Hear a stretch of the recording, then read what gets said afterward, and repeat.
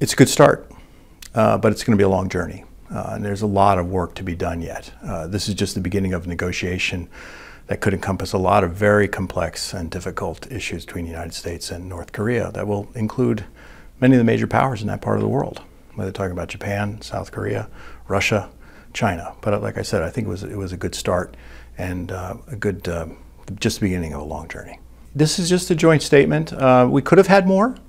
Could have had some things like CVID, complete, verifiable, irreversible dismantlement or denuclearization. There could have been more specificity, but you have to realize this was the first meeting between a sitting American president and a North Korean leader ever.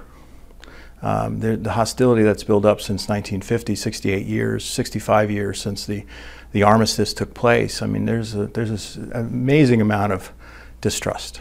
I think the fact of the matter is this was an effort on the part of the president in terms of the exercises to build some trust, to prime the pump, the negotiations pump, and this is something North Korea has complained about a lot. What's interesting about it is I understand people's criticism of it, but the exercise can be re-implemented very quickly.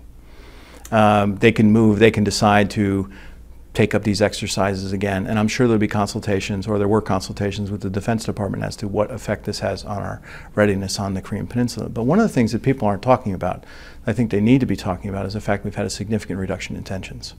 Well, 6 months ago, we were using words like fire and fury.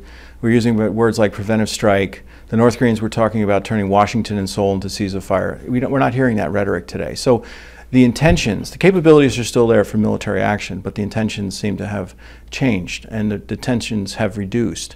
So this is something the president probably felt he needed to do something to try to build trust and confidence with the other leader, and this is what he chose.